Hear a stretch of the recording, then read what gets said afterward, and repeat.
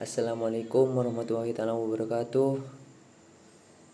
Segala puji bagi Allah Subhanahu wa taala yang mana telah memberikan kita nikmat serta hinayahnya dan memberikan kemudahan kepada kita dalam menyelesaikan tanggung jawab dan amanah. Salawat serta salam tetap tercurah limpahkan kepada Nabi Muhammad SAW yang diutus dengan kebenaran sebagai pembawa kabar gembira dan pemberi peringatan dan sebagai cahaya penerang bagi umatnya. Yang saya hormati Kiai Muhammad Hasan Mutawakkil Allah SHMM selaku Ketua Yayasan Pondok Pesantren Zainul Hasan Satu Genggong. Dan yang saya hormati Bapak Dr. Abdul Aziz BAM AG selaku Rektor Universitas Islam Zainul Hasan Genggong. Dan yang saya hormati Bapak Dr. Ahmad Humaidi MPD selaku Dekan Fakultas Tarbiyah, dan Ibu Kustiana Arisanti MPD selaku Ketua Program Manajemen Pendidikan Islam. Dan yang saya hormati pula Bapak Dr. Ahmad Humaidi MPD dan Dr. Mahfud Sulaiman MPD selaku pembimbing 1 dan 2 yang telah mengarahkan penulis hingga penulisan skripsi ini selesai. Dan adanya proposal ini diajukan untuk memenuhi syarat guna memperoleh sarjana pendidikan Islam di Universitas Islam Zainul Hasan Genggong. Yang mana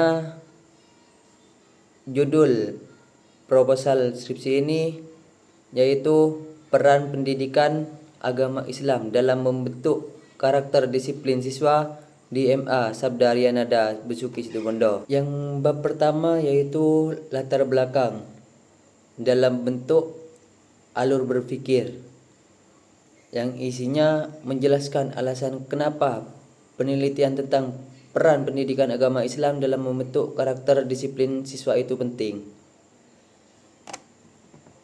Yaitu yang pertama mencangkup konteks nasional. Pendidikan di Indonesia tidak hanya fokus pada kecerdasan, tapi juga pembentukan karakter atau moral. Dalam artian sekolah punya tanggung jawab membentuk siswa yang berakhlak baik dan bukan hanya pintar. Ini terjadi penurunan kedisiplinan pada generasi muda, yaitu penyebabnya pengaruh teknologi. Sekarang teknologi merajalela. Yang kedua yaitu perubahan sosial. Adapun yang ketiga yaitu solusi PAI. Pendidikan agama Islam dianggap sebagai solusi. PAI berperan membentuk karakter melalui keteladanan, pembiasaan, budaya religius di sekolah. Jadi PAI itu tidak hanya teori, tetapi juga praktik dalam kehidupan sehari-hari. Yang terakhir yaitu fokus pada kasus. Di MA Sabda Aryanada Besuki Situbondo, di sana ditemukan meningkatnya absensi, pelanggaran disiplin, pengaruh perangkat elektronik, maka diperlukan penguatan peran PAI agar masalah ini bisa diatasi. Yang kedua yaitu fokus penelitian dan rumusan masalah. Adapun yang menjadi masalah di sini bagaimana peran pendidikan agama Islam dalam membentuk karakter disiplin siswa di MA Sabda Aryanada Besuki Situbondo. Dan bagaimana proses penanaman nilai-nilai disiplin melalui pembelajaran pendidikan agama Islam pada siswa di MA Sabda Aryanada Besuki Situbondo. Peran PAI dalam membentuk karakter disiplin siswa yaitu melalui pembelajaran keteladanan dan kegiatan keagamaan. Misalnya sholat sholat duha jamaah, sholat duhur jamaah, seperti itu. Adapun yang ketiga yaitu tujuan dan manfaat penelitian. Tujuan penelitian ini tidak lain yaitu untuk memetakan peran pendidikan agama Islam dalam membentuk karakter disiplin siswa dan mengkaji proses nyata penanaman nilai disiplin melalui pembelajaran PAI. Adapun manfaat penelitian yang saya dapat atau teliti yaitu cuma 4, yaitu manfaatnya bagi sekolah, yang kedua bagi siswa, yang ketiga bagi guru PAI, yang terakhir bagi peneliti yang lain. Keempat yaitu kajian penelitian terdahulu. Harahap et al. 2025 karakter di pondok pesantren. Adapun persamaan yaitu pembentukan karakter via nilai Islam dan pembiasaan. Perbedaannya berfokus pada pesantren, sedangkan riset ini spesifik di madrasah aliyah. Peneliti yang kedua yaitu Samsuddin et al. 2024 disiplin via PAI. Persamaannya penanaman karakter disiplin via PAI. Dan perbedaannya riset terdahulu bersifat umum. Riset ini fokus pada lokus spesifik MA Sabdarianada. Peneliti yang ketiga yaitu Fadilah dan Nahrawi pada tahun 2025 peran guru PAI. Persamaannya tujuan pembentukan karakter disiplin. Dan perbedaannya riset terdahulu hanya fokus pada guru. Riset ini mencakup proses pembelajaran dan kegiatan. Masuk pada bab 2 kajian teori. A. Pendidikan agama Islam. Adapun pengertian agama Islam yaitu untuk menyadarkan penanaman ajaran Islam agar siswa memahami dan mengamalkannya, bukan sekedar transfer ilmu, melainkan pembentukan kepribadian. Sekarang itu kan banyak yang melawan guru. Tujuan pendidikan agama Islam sendiri yaitu untuk membentuk insan kamil yang beriman, bertakwa, berhalak mulia dan seimbang antara jasmani dan rohani. Fungsinya yaitu sebagai sarana pengembangan iman, penanaman nilai, penyesuaian mental, pembinaan akhlak, serta instrumen dan pengendalian sosial. Yang terakhir yaitu indikator, yaitu pertama pembelajaran di kelas, kedua keteladanan nyata guru PAI, yang ketiga pembiasaan kegiatan religius, yang keempat penanaman moral harian. B. Karakter disiplin.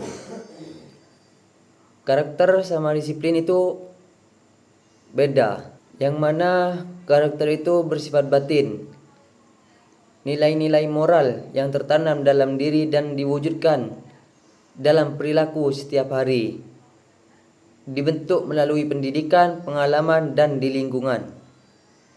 Sedangkan disiplin yaitu tindakannya, sikap patuh terhadap aturan, dan kemampuan mengendalikan diri untuk melaksanakan kewajiban secara konsisten tanpa paksaan. Adapun karakter disiplin pendidikan, kepatuhan aturan, dan kesadaran menjalankan kewajiban belajar secara konsisten. C. Peran PAI dalam membentuk karakter disiplin. PAI bertindak sebagai instrumen holistik pembentuk budaya disiplin melalui 3 dimensi, yaitu yang pertama pembelajaran berbasis nilai, menginternalisasikan nilai-nilai Al-Quran dan hadis seperti keteraturan ibadah. Yang kedua, pembiasaan terintegrasi aktivitas rutin madrasah seperti sholat berjamaah, doa harian, melatih tanggung jawab siswa, secara bertahap dan berkelanjutan. Yang terakhir, keteladanan guru. Guru bertindak sebagai murabbi. Perilaku guru yang tepat waktu dan konsisten beribadah memberikan pengaruh imitasi langsung pada siswa. Jadi kita sebagai guru itu harus memberikan contoh yang baik pada siswa. Ketika guru sudah melakukan kewajibannya, maka siswa itu akan mengikuti kita. Internalisasi nilai. Ada beberapa tahap dalam internalisasi nilai. Tahap pertama transformasi, tahap kedua transaksi, tahap ketiga transinternalisasi, yang keempat evaluasi. Transformasi yaitu penyampaian pemahaman nilai secara kognitif dan logis agar diterima baik oleh siswa. Yang kedua yaitu transaksi. Penerapan nilai dalam interaksi sehari-hari antara guru dan siswa, mulai membentuk kebiasaan nyata yang terlihat. Tahap ketiga yaitu transinternalisasi. Nilai menyatu menjadi kebutuhan pribadi. Kedisiplinan muncul sebagai dorongan alami dari dalam diri kita, bukan karena takut sanksi. Yang terakhir, tahap evaluasi. Penilaian menyeluruh untuk memastikan internalisasi berlangsung efektif dan menetap permanen DMA Sabda Harian Nada. Kerangka konseptual. Di sini saya sudah membuat peta konsep, yaitu pendidikan agama Islam di madrasah, peran guru pendidikan agama Islam, proses internalisasi nilai, tanggung jawab, ketepatan waktu, dan ketaatan. Pendidikan agama Islam di madrasah. Pembelajaran PAI yang berbasis nilai-nilai keislaman yang membawa kita mengerjakan sholat 5 waktu, mengaji Al-Quran, itu termasuk pembelajaran PAI berbasis nilai-nilai keislaman. Peran guru pendidikan agama Islam. Tidak lain, peran guru pasti menjadi pendidik, menjadi pembimbing, sebagai pengarah bagi siswa agar yang baik. Proses internalisasi nilai, yaitu melalui pembelajaran dan pembiasaan kegiatan keagamaan siswa. Tanggung jawab, ketepatan waktu, dan ketaatan. Ketika guru sudah melaksanakan 3 hal tersebut, nanti bakalan diikutin sama siswa-siswanya, maka terbentuklah karakter. Sekarang masuk bab 3, metode penelitian. Pendekatan dan jenis penelitian. Kehadiran peneliti. Pendekatan kualitatif, yaitu yang berfokus pada pemahaman makna, proses dan dinamika sosial pembinaan karakter tanpa intervensi kuantitatif. Studi kasus deskriptif. Eksplorasi faktual, akurat dan berfokus pada satu kasus konseptual khusus. Penelitian lapangan yang dilakukan langsung pada lokasi, terjun langsung untuk meneliti aktivitas pendidikan pesantren dan madrasah untuk menangkap data senyata mungkin. Instrumen kunci. Saya sebagai penyusun langsung turun ke lapangan sebagai pengumpul, penganalisis, dan penafsir utama fenomena sosial. C. Data dan sumber data penelitian. Sumber data terbagi jadi dua, yaitu data primer dan data sekunder. Data primer yaitu informasi langsung lapangan. Sumber atau informasi yang saya dapat yaitu melalui guru PAI DMA Sabda Nada. Informasi pendukung yaitu pengelola sekolah dan siswa atau santri. Yang kedua, data sekunder. Data sekunder yaitu dokumen pendukung seperti profil, dokumen tata tertib dan laporan absensi siswa, arsip program, literatur ilmiah. D. Teknik pengumpulan data. Pengumpulan data yang saya lakukan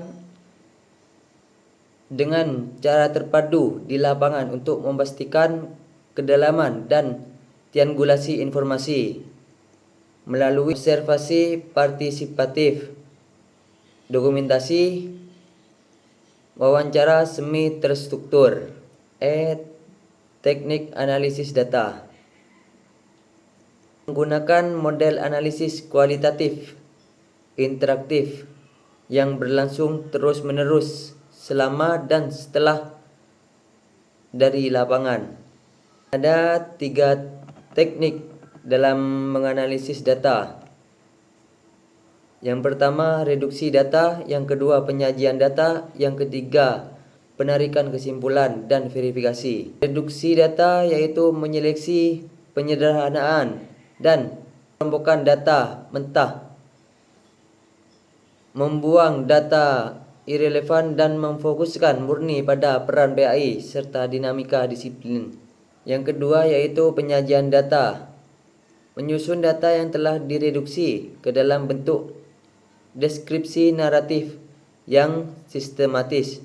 Yang ketiga yaitu penarikan kesimpulan dan verifikasi, menginterpretasi pola data menjadi kesimpulan awal, lalu diverifikasi ulang dengan membandingkan data antar sumber di lapangan untuk memastikan akurasi akhir. Dan yang terakhir yaitu pengecekan keabsahan temuan untuk menjamin bahwa data yang diperoleh objektif dan dapat dipertanggungjawabkan secara ilmiah. Ada 4 hal yaitu kredibilitas, keteralihan, ketergantungan, dan kepastian. Mungkin itu saja yang dapat saya jelaskan. Wabillahi taufik wal hidayah. Assalamualaikum warahmatullahi taala wabarakatuh.